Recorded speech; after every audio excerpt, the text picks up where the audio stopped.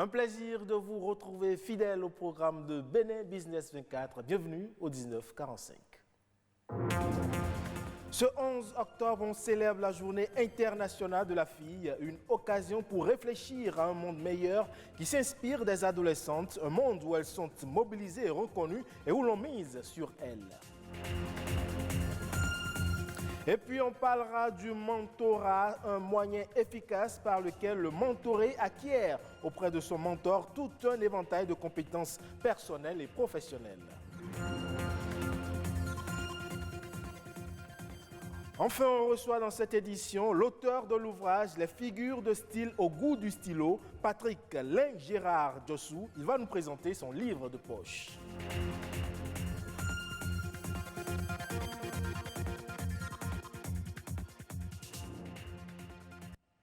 Eh bien, dans le monde et en particulier dans les pays en développement, les filles continuent d'être victimes d'inégalités, d'exclusion, de discrimination et même d'abus. Et en ce 11 octobre, on marque une pause et on se consacre aux femmes de demain, notamment à l'occasion de la Journée internationale de la fille. Le thème retenu à l'occasion est « Ma voix, l'égalité pour notre avenir ». Le reportage à suivre nous présente quelques actions menées par les filles elles-mêmes pour le respect de leurs droits au Bénin.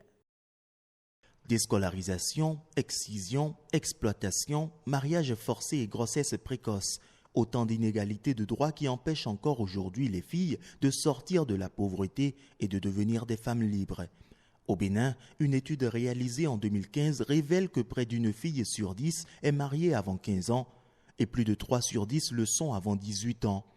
Aussi, sur 100 000 habitants, 1700 garçons font aujourd'hui des études supérieures, contre seulement 630 filles. Pour Chanceline, défendre les droits des filles est un combat quotidien. Elle s'y est lancée depuis 2013. Je me suis engagée au collège en classe de première où j'ai remarqué que dans ma communauté, il y a beaucoup de filles qui ont laissé l'école à cause des grossesses précoces. Et pendant ce temps, ces filles étaient insultées, brimées, tout simplement parce qu'elles ont eu une grossesse sur les bancs. C'est une situation qui m'a moi révoltée et je me suis engagée. J'ai commencé par lutter contre les grossesses précoces en milieu scolaire en exigeant l'accès des filles aux espaces où elles peuvent être informées sur la santé sexuelle, décider de façon saine et positive. Et jusqu'à aujourd'hui, j'ai continué par mener des actions. J'ai eu des opportunités pour représenter des filles au plan local, national et mondial. Et c'est vraiment ce que je fais chaque jour. Les filles innovent aujourd'hui pour relever les défis à l'échelle planétaire. Elles défendent la paix et les causes environnementales. Elles se mobilisent et élèvent la voix contre la violence. Encore au Bénin, les filles sont données en mariage précoce, les filles abandonnent l'école à cause des grossesses précoces, les filles sont victimes de violences, que ce soit hors ligne et en ligne. Les filles subissent encore le poids de certaines normes qui ne favorisent pas l'épanouissement de la fille dans la communauté. Il y a des efforts qui sont fournis, mais il y a encore à faire. Est-ce que je me sens écoutée au Bénin? Il y a quand même des signes qui donnent beaucoup d'espoir. On nous suit.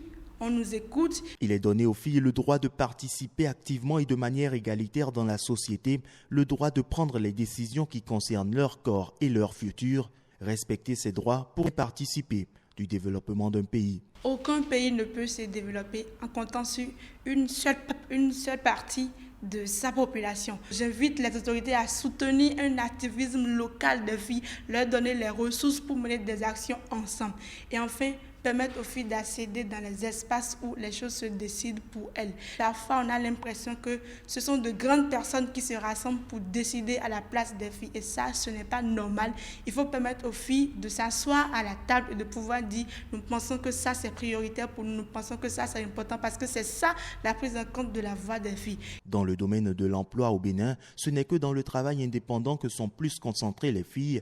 Elles y représentent 86,4% et 92,7% des activités féminines relèvent du secteur informel.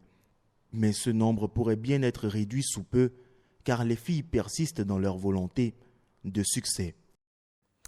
Eh bien, savez-vous ce que c'est que le mentorat? C'est un moyen efficace pour acquérir un éventail de compétences personnelles et professionnelles. C'est une relation d'apprentissage, j'y arrive, dans laquelle une personne ayant assez d'expérience dans un domaine offre ses connaissances à autrui pour son développement personnel, voire professionnel. Le mentorat un tremplin pour réussir. C'est un reportage signé Louis Koudobo et Gloria Oni. Le développement personnel et celui des entreprises préoccupent plus d'un. Le recours à l'aide physique ou morale d'une tierce personne plus chevronnée que soi motive et rassure. Un mentor offre son encadrement, mais aussi son expérience pour aider le mentoré à atteindre des résultats qui suscitent admiration. Très basiquement, n'importe qui a besoin d'un mentor. Du moment que vous êtes dans une démarche d'apprentissage et de croissance personnelle, tant individuelle que professionnelle, on a besoin à un moment donné de plus expérimenté que soi. Le plus important, c'est d'identifier celui qui répond à vos valeurs, celui qui répond à votre aspiration et qui se trouve plus ou moins dans les mêmes domaines que vous. Pour révéler le potentiel et accroître le rendement, certains entrepreneurs font appel à des mentors qui les orientent afin d'éviter certaines erreurs. C'est quelqu'un qui nous aide à identifier les points sur lesquels nous pouvons nous améliorer, à identifier les ressources clés vers lesquelles nous pouvons nous rapprocher et qui nous aide en fait à gravir petit à petit les différentes étapes qui nous mènent au succès. J'ai eu avec mon équipe un mentor tunisien qui, avec son expérience dans l'aide au lever de fonds, nous a aidé aujourd'hui à parfaire notre business plan, à parfaire notre plan financier, à être plus aptes à lever des fonds à l'international. Une relation efficace entre un mentor et son mentoré doit se baser sur la confiance. Aussi, le respect mutuel entre les deux s'impose-t-il en amont. Vous conviendrez avec moi que, afin d'apprendre de quelqu'un, il faut pouvoir créer ce lien, cette relation nécessaire qui fait que vous êtes assez ouverts l'un envers l'autre. Tu es obligé de t'abaisser, d'avoir les postures de quelqu'un qui veut apprendre. En effet, les mentorés peuvent tirer profit des connaissances organisationnelles du mentor. Ce dernier peut également être pour eux une source d'information. Un mentor doit s'assurer par la suite que son mentoré a atteint ses objectifs. Mes mentors m'ont permis d'identifier les points de faiblesse de mon produit, m'ont permis d'améliorer déjà un peu et d'établir un chronogramme d'évolution de ce que j'ai à faire pour que le produit se porte bien. Un mentor peut être physique ou virtuel. Il soutient son mentoré en faisant un suivi régulier de ses résultats. Selon une enquête réalisée en 2017 et publiée sur le site du Figaro, le mentor contribue pour 18% dans la réussite du mentoré. Et comme je l'annonçais dans les titres, on reçoit un invité du genre particulier, journaliste de profession et écrivain par passion pour la langue française. Il est l'auteur du livre de poche « Les figures de style au goût du stylo ».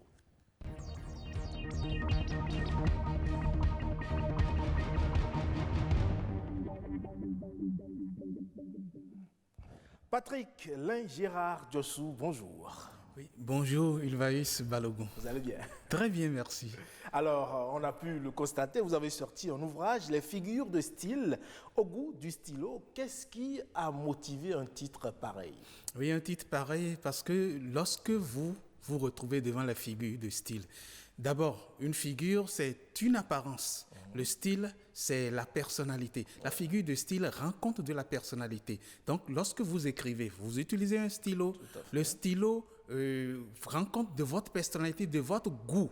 Donc, au goût du stylo, lorsque vous écrivez, vous transmettez à celui qui lit ce que vous écrivez tout ce que vous avez comme relation interne, comme goût, comme sensation, comme sentiment, tout ce qui est en vous, tout ce qui est intrinsèque. Okay. Et lorsque quelqu'un lit ce que vous écrivez, la personne déguste, c'est votre goût, la personne Absolument. Déguste ce que vous écrivez. Ouais. Lorsque vous-même, vous lisez ce que vous avez écrit, la personne qui écoute déguste aussi ce que vous lisez. Donc, c'est le style qui transparaît à travers le stylo. Ok, alors, dans cet ouvrage, il y a quoi exactement? Quand on prend l'ouvrage, il y a quoi dedans?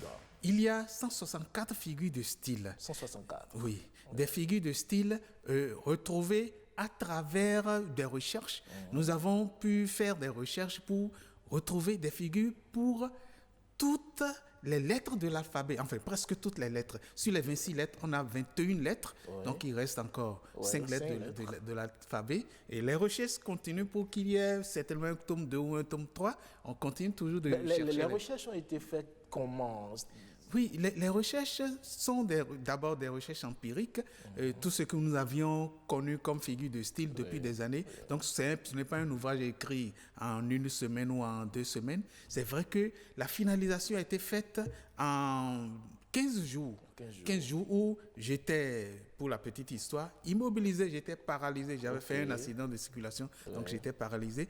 Et en étant paralysé, je pouvais me permettre de rester accroché à mon ordinateur. Parce qu'avec il fallait bien s'occuper. Oui, il fallait bien s'occuper. Donc les recherches ont continué. J'ai continué à chercher, à améliorer ce qui avait été trouvé depuis des années, puisque j'ai enseigné pendant 12 ans avant d'aller à l'école de journalisme. Donc, cet enseignement, tout est resté. Donc, l'empirisme était là.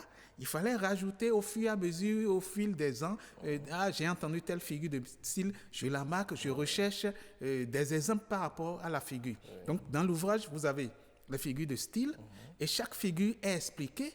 2, 3 phrases d'explication, pas des explications académiques, mais des explications assez simples. Donc, c'est un ouvrage à la fois didactique et métalinguistique. Didactique parce que ça enseigne, métalinguistique parce que ça explique la langue.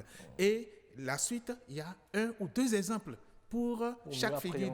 Oui. Autrement dit, c'est une façon de renforcer nos connaissances. Exactement. C'est une façon de renforcer nos connaissances. Et ceux qui vont penser que la figure de style, c'est seulement pour les littéraires, ils sont passés à côté parce que les figures de style font partie de la vie. J'ai dit, la figure, c'est l'apparence. Le style, c'est la personnalité. Lorsque vous n'avez pas de figure de style dans votre vie, vous êtes passé à côté de votre vie. Chacun a une figure de style qu'il exploite au fur et à mesure qu'il parle. Bien parler, c'est utiliser beaucoup de figures de style pour que ceux qui vous écoutent puissent appréhender ce que vous dites, puissent savourer, parce que c'est ça le goût. Tout à fait. Lorsqu'on parle sans goût, il y a quelque chose qui ne va pas, il y a quelque chose qui manque. Merci à vous, Patrick Gérard Diossou. Vous l'avez compris, hein, avec ce livre de poche, vous êtes sûr de maîtriser toutes les nuances de figures de style. À présent, on parle de cette activité artistique qui consiste à concevoir et à réaliser différentes formes par soudure ou assemblage grâce à des matériaux divers. C'est la sculpture. Quelle est donc sa particularité? Et mieux, quelles sont les aptitudes que doivent avoir un bon sculpteur? Quand vous prenez un sculpteur, vous pouvez avoir un artisan sculpteur, mais très bon, techniquement bon. Vous lui dites de te faire un portrait, c'est-à-dire il prend du bois, il vous dessine correctement, il vous sort dans le bois. Mais il peut ne pas être un artiste. Ça ne suffit pas, la technique ne suffit pas pour confirmer que c'est un artiste. Parce qu'un artiste, c'est quelqu'un qui a un discours derrière, et il y a une démarche derrière. C'est pas celui qui pose juste un bout de bois, il est très bon, il sculpte et il pose. Ou il fait l'image de Marie, c'est un artisan. Ma première sculpture, c'était, j'avais agencé le bois flotté, le bois de pirogue, avec des bouts de plastique. C'est-à-dire, en fait, à l'époque, je faisais des visages, je faisais des moitiés visages en fait. Donc il y avait une partie d'un visage et je représentais l'œil avec je ne dirais pas de la récupération, mais tout ce que j'ai trouvé qui peuvent donner une forme d'une bouche et d'un œil. Très sincèrement, les artistes ont besoin de visibilité. Moi, actuellement, on est un collectif, un groupe d'artistes, on a quand même des idées, des projets, mais il n'y a pas une salle d'exposition pour accueillir nos œuvres, il n'y en a pas. Déjà, commençons par là, déjà. Il faut des lieux d'exposition. Les artistes ont besoin de s'exprimer. Ce n'est pas d'aller exposer dans les 4 murs, non. Il faut des vraies salles d'exposition. Il faut des espaces culturels. Là, ce qui va permettre à une génération, c'est-à-dire d'être déjà ancré, d'avoir cette éducation déjà, ils vont grandir avec. Et c'est la fin de ce 19h45 que je vous remercie d'avoir pris le plaisir de suivre. Vous pouvez suivre cette édition en replay sur le site de l'ORTB, www.ortb.bj. Portez-vous bien et bonne fin de week-end.